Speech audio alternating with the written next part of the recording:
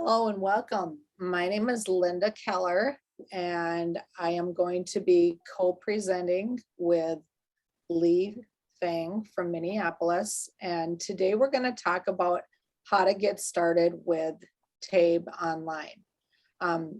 My full-time role that I have in ABE is with Accountability Coordinator with Metro North Adult Basic Education. So I oversee SID and all of the data that gets recorded in SID.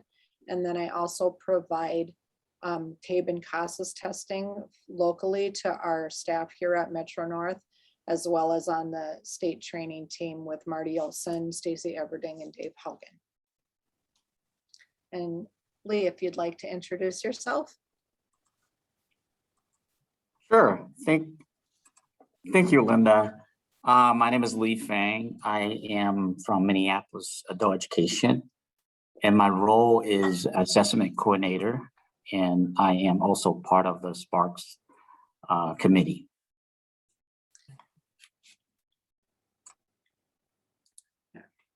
And this is both mine and Lee's contact information if you need to email us after today's session.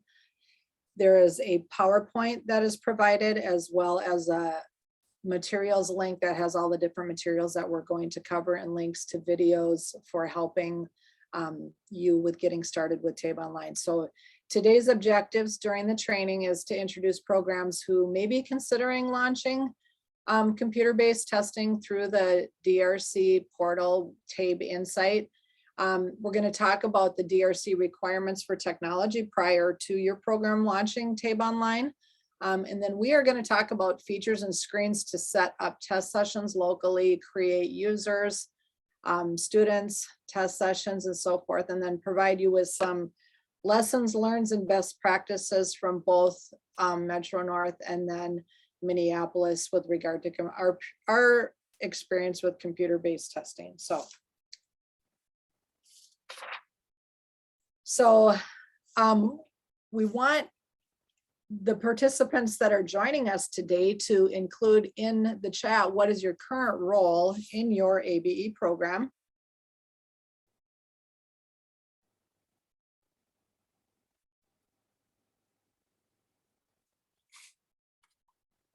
If you could type that in the chat.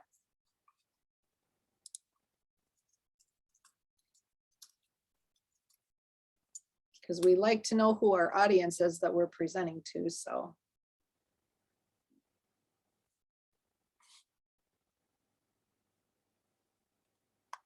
Intake data, okay. Awesome. And then, do you know who to contact in your agency to get access to your TABE Online account if you have one? Yes or no? Awesome. And do you know your DRC portal username and password?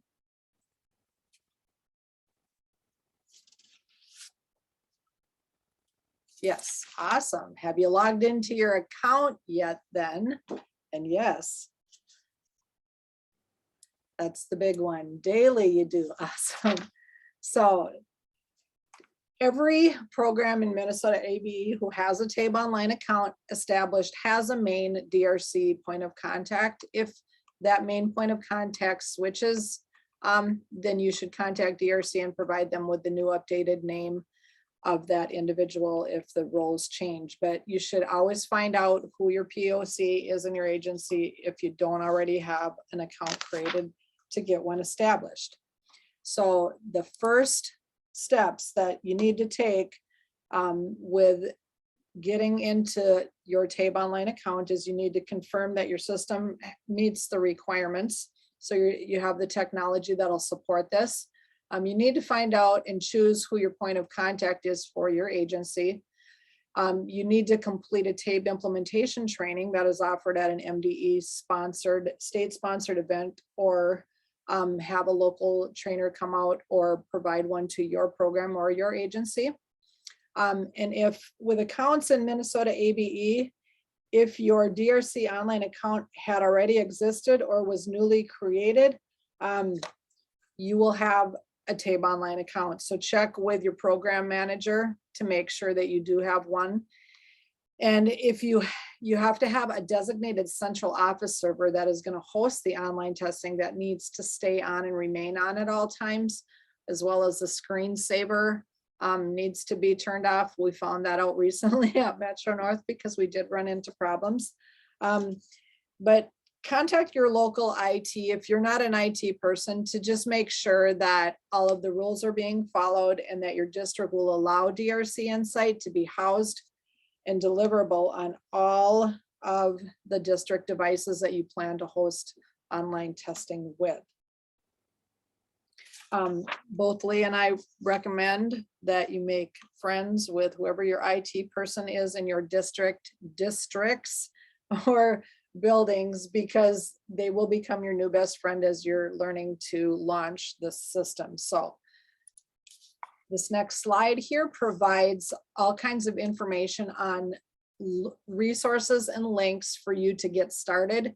And to introduce you to TABE Online, there's a webinar that was posted on tabetest.com that was delivered in January of 2019. There are links here to the online testing order forms. If you are ordering online tests and you're a new user, the minimum order is $1,500.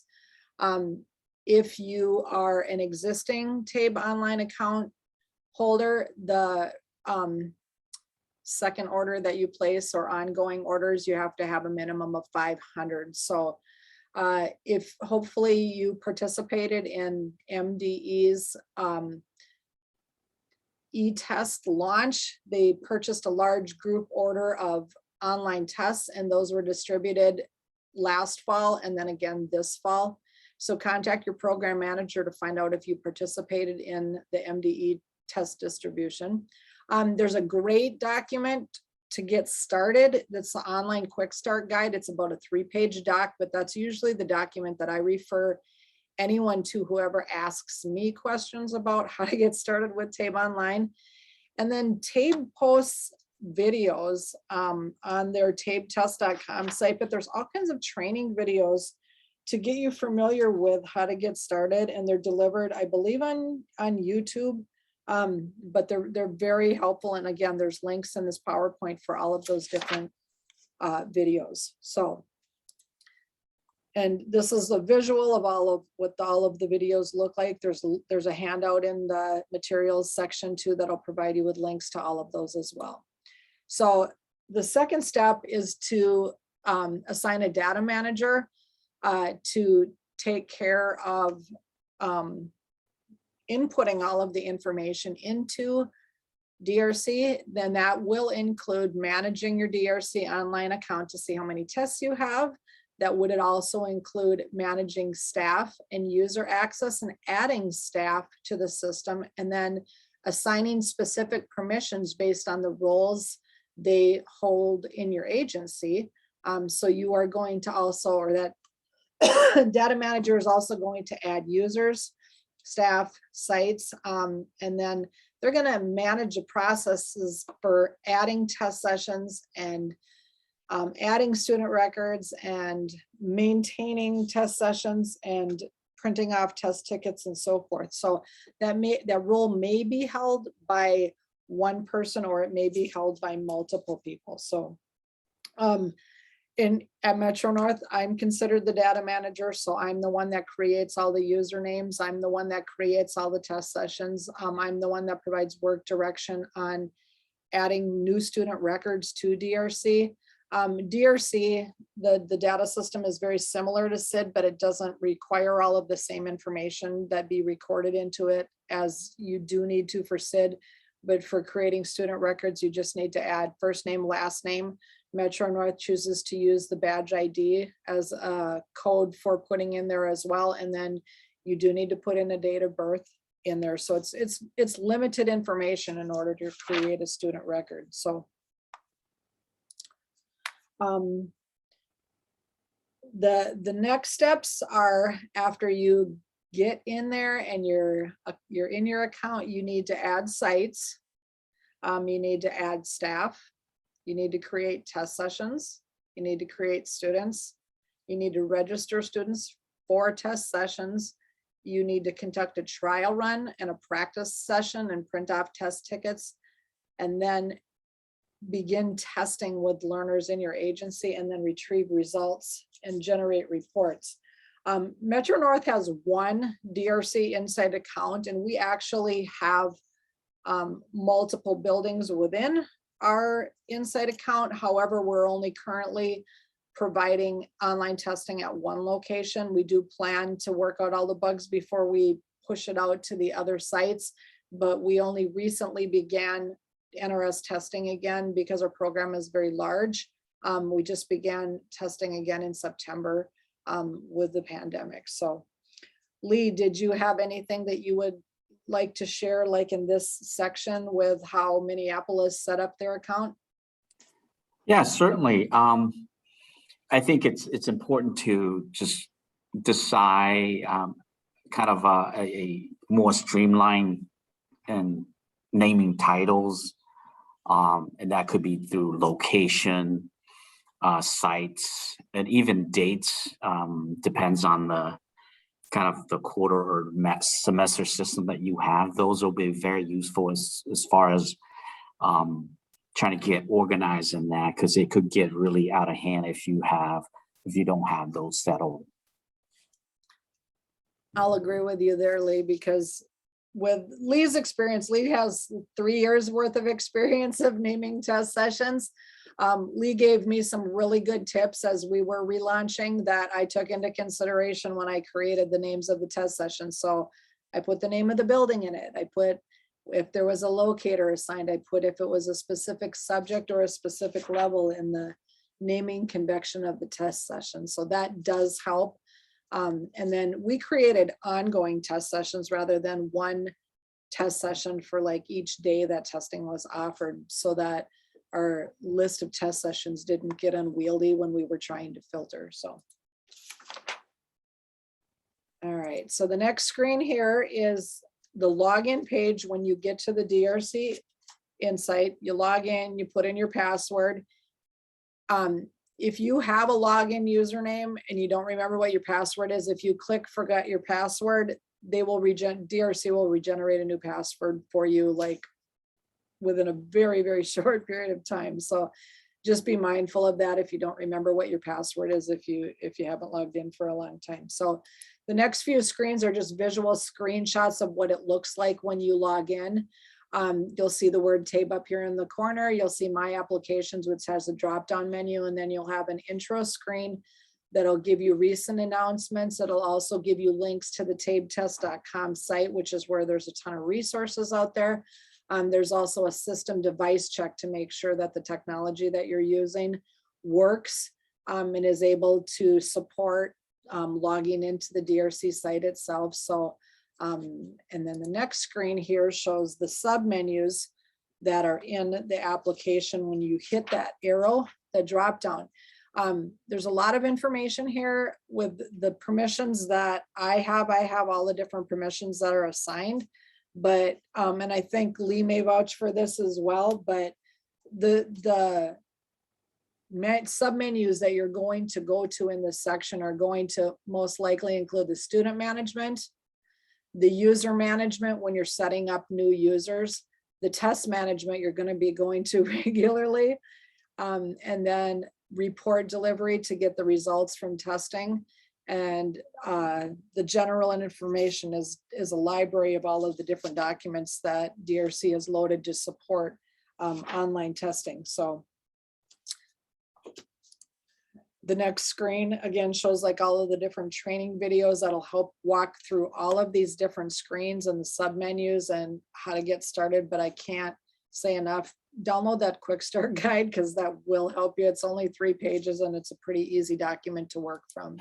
So this is a visual of what a user management screen is. If you are adding staff, you can add 1 user, you can add multiple users, or you can upload multiple users from an Excel or a CSV file if you've got multiple staff that you want to upload at one time. I think I must have skipped a screen. I did skip a screen, I'm sorry. Okay, so this screen shows how to manage students if you're creating a student record. The last name, the first name, the student ID, and then the only other items that you do need to put in are the date of birth. But if you're looking for a specific student, you would look for them in the Manage Students screen, and then you would filter. The next screen actually shows that you can provide accommodations during online testing, and it breaks it out into 1.25 time and a half, or twice the length of time for the online test.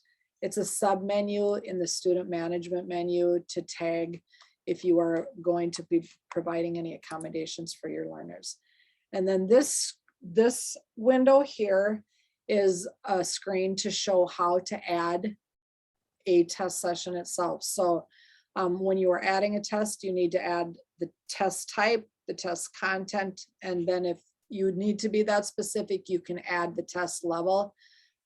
Currently, you know, I've recommended to our local programs to set auto locators on everything because we haven't tested individuals for 1.5 years. So any student who is new, or if they're a returning student, for new students who've never had any TABE testing, I recommend an auto locator with reading and an auto locator with math for enrollment.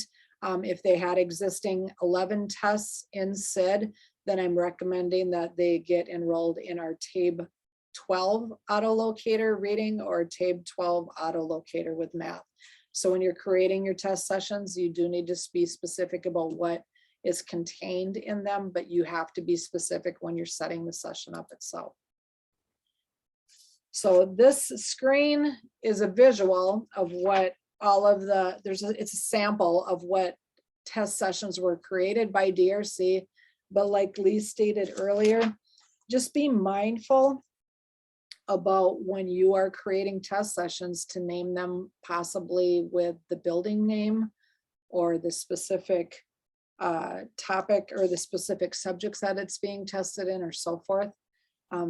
Lee, did you have any additional information that you wanted to add into that section? Yeah, and I think you could also, if depending on the program's preference, you could certainly naming by a very specific class.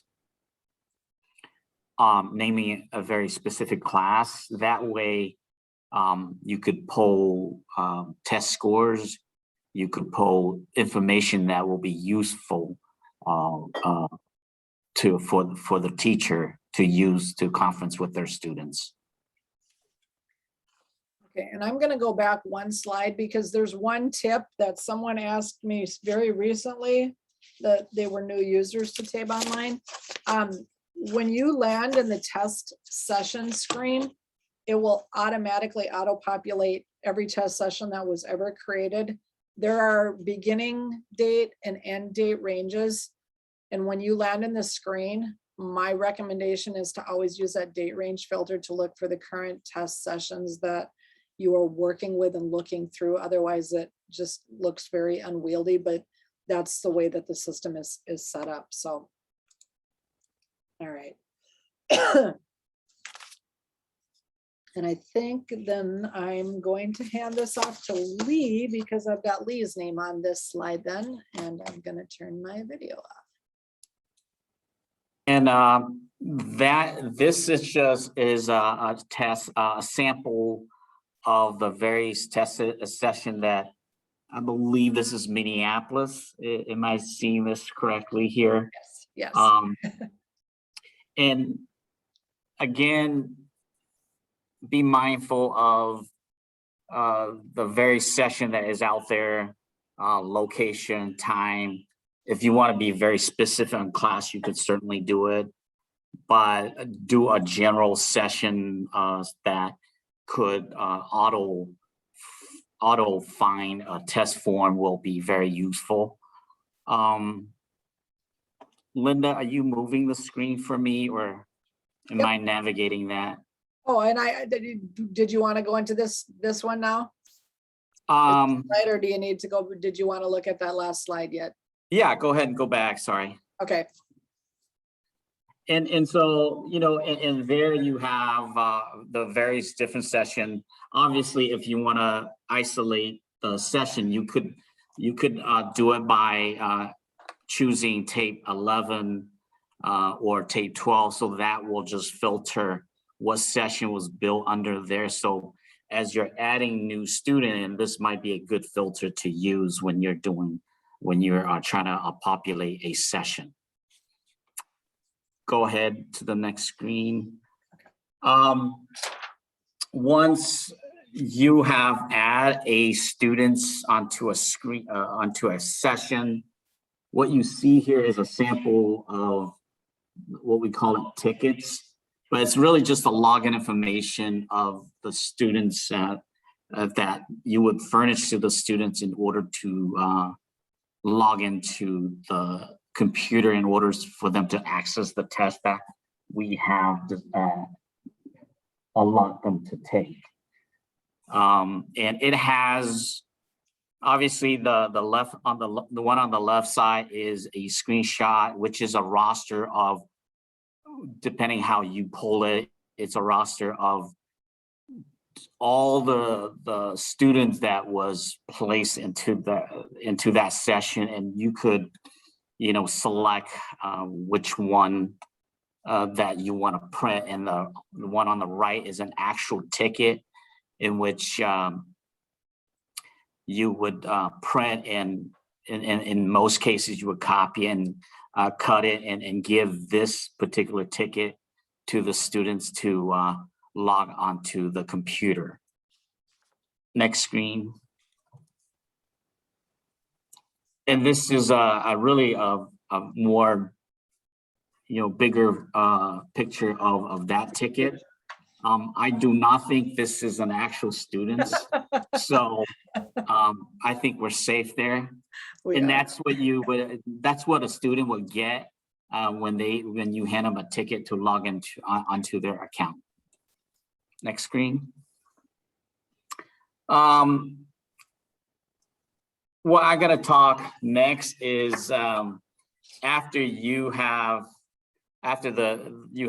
obviously entered the students in the system, you have put them into the class and into the test session, and the student has logged in, complete doing all the testing. Then the next process is how to pull those scores, when to use, what types of report would be appropriate for to give to either the instructor or to the students. So I'll spend the next couple a few minutes talking about that. With that, yes. So as far as scoring and reporting, they're obviously to be able to access the online database system that's on DRC Insight. There's two types of method in which you are able to do that. Obviously, the obvious one is computer-based testing, and I'll talk a lot more about that, but I want to jump into the local scanning option. I won't go great length into it, other than to say that if you're a program that is currently using or is planning to do that, the couple things that you want to be thinking of is obviously getting the material, which is the scanner itself, and then continuing order test forms or answer sheet form, or the form which the student or staff would fill out to scan through. And once all that is done, obviously the information you will get is pretty much the same as as if you were doing computer-based testing.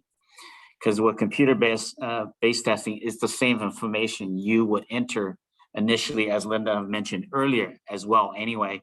So once all that information in there, you could have access to all the reports that is available, which I'll talk about in a minute here, as if you're doing computer testing. So I'll spend the next couple minutes focusing on the report delivery. And with report delivery, there are three different types of report delivery.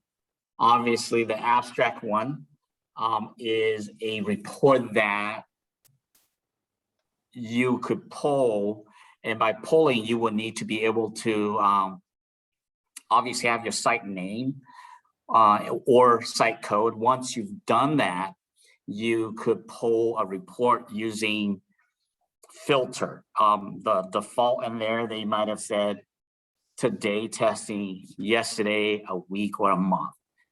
So those options are available to do. However, you could filter by a very specific date that you want to pull the types of the tests from, and it could be download onto a Excel file.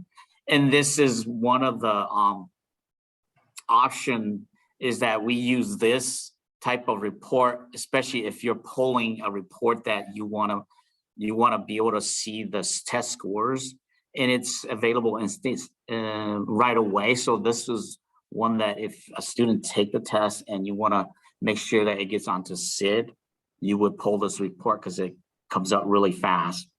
The other one is if you're doing a whole bunch of students, let's say a class, or for post-testing purposes, you're doing 50 students that day and you want to pull all of those score, and to save time, you could input those test score by downloading an Excel sheet using a CSV file.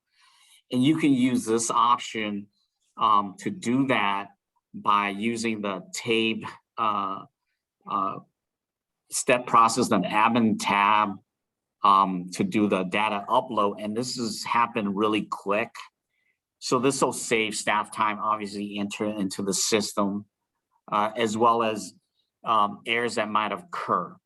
And when you're doing this upload, there is a feedback as far as like, are there any error in that transferring of information, uploading that information? So there are error messages, you're gonna see it, and you can look into those and make sure that they get into the system correctly.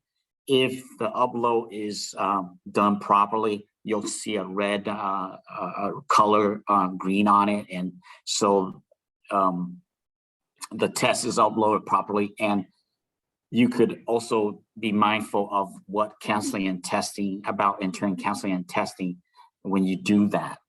The next one that I have, so for that, for timing, it is really useful to use the on-demand abstract report.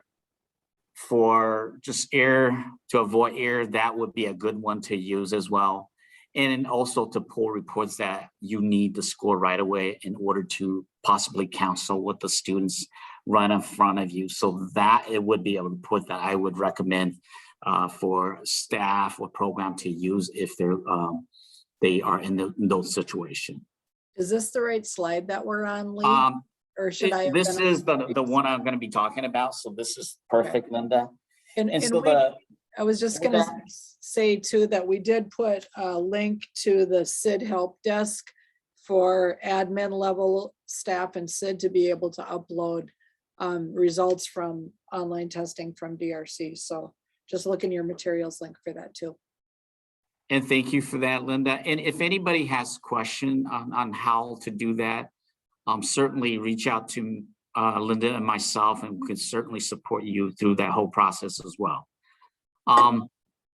The next piece that I'm going to be talking about is the report, on-demand reports. And in that reports, there are 3 types of report. The first one is, I'm just probably going to talk about the local locator profile first. And the locator profile, it's just really, that's what it really means, is that it's going to show a student who take the locator test, and we'll give you a sample question, which I don't have it on here, but a sample question of what test the student took, what tests we're going to be recommended for the student to use. In Minneapolis, we don't use that option. The option I've built in is where we would do create a session that has the locator test that include, and then right after that, it would include the actual test. And that's built in for the very subject math, reading, and language. So right after the locator, it would choose a test for them. But the locator profile is an option. It's available if you want to just to create a session that would do all three of the locator, and that's available for you as well.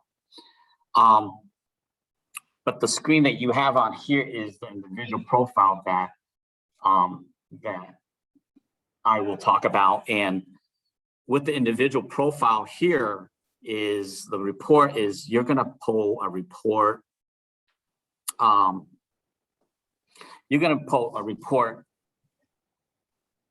that's going to have this test form, the student, obviously the student name, the subject that was taken that you want to pull, and it shows what tests, what score, raw score, which is the number of points a student earned on it, as well as the scale score that a student that is given to them, as well as the NRS level on it. And also, additionally, it shows what we call a correlation chart that has the content areas that the student has been assessed, and also show competency on it, where it has non-proficiency, partial proficiency, or proficiency on it. And this report is really useful because you could give this to a student and they would have some idea of where they are, need to work on. I know that we use it at Minneapolis, we use it. Teacher often requests this to have it and to counsel and conference with their students on the student progress. Now, TABE add a new correlation that also would add not just a content area, but the skills in those content areas recently. And I believe that that is a really useful profile to have, especially for teachers who are confident in their students. And I'll agree with you with that, Yeah. Lee, because they've made huge improvements to these reports from when they were first launched with TABE Online. They're much more helpful to both the instructor and the learner. I agree. And so go ahead and go to the next screen. And on the next, not the next screen, sorry, can you go back? And then there's another one that is, it has the individual portfolio. And for the individual portfolio report, it lists just the score, the subject and score of what the student took. Yep. So it's not the analysis chart, but just the test score. So this would be a good report where a teacher want to see where a student is progressing in the very subject. It would list all of them on there. So whether the student is, back and forth on their scores, or they're progressing, scoring higher, or the test form that is was given to them. So this is at a glance. This report is really useful for a teacher to have, as well as if a student has requested it. I like to know the scores that I've taken, and that will be something that you could, provide for the student. Obviously, that would be more of a local program process for that. Go ahead and go to the next screen, Linda. In the last report that I have, that I'll be talking about is the OnDemand roster report. And on this report, obviously this one's more of a viewing report. And in cases like this, it would be nice for teachers to have if teacher were given that access. But it's more of viewing purposes. Obviously, to access this, you need to know your site ID. And in this, especially if you built your session, you really focus on building your session, where in Minneapolis, we have session that we call it Math 140. And any students who's taken, who's in Math 140 is taking a certain test form. I could use this report and pull it by selecting the test session name. It would pull everyone that is on the roster that has taken.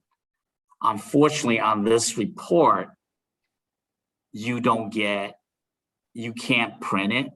You could print it, but it won't have all the students on it.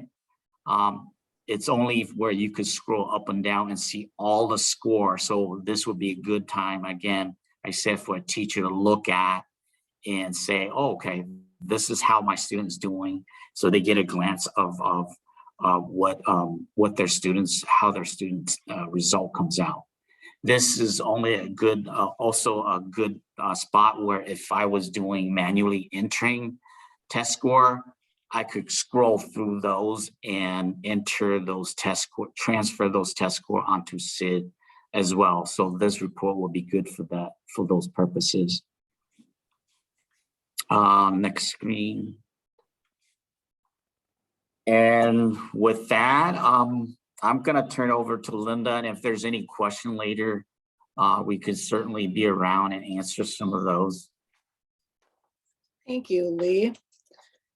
All right, the link that is embedded here in the PowerPoint in this site is actually a link for teachers to provide to their learners to practice taking online tests. It's called the Online Tools Training.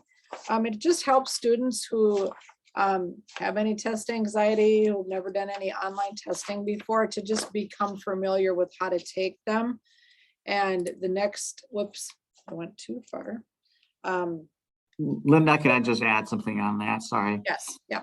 I want to say that this would be a good spot where you could really get your teacher to, work how to navigate the computer, as well as go through some of those sample questions to really get their student ready for that test. Exactly. So, and teachers can use that link too, to have them become familiar with what a student will see, to look at all the different tools that are available in online testing. And there is a screen once you load into the online tools training. It gives you the option to look at reading, math, language, writing, and all the different levels and all the different subjects too. So it's free. Please use it. This next visual here is a screen that was provided from the Brainerd program last year, when they were trying to teach staff how to find locator scores in their auto locators. And so we're just sharing this because they shared it with us, but it's just the grid so you can know the path that you need to follow to find the results it is that you need. So this is the screen in the online tools training that shows you all the different subjects. And then it shows you how you can break down. If you select the TABE 11 and 12 rating, it'll let you select practice in E, M, D, or A. And the same with math. If you just click on the math, TABE 11 and 12 math, it'll allow you to go in and select a specific level. When you sign in, or when a learner signs into the online tools training, there's just practice logins, and they'll be a little bit different, the username and password for every subject in every session. So just make sure that they know what the username and password is before they sign in and they look at it. It's right up above the screen.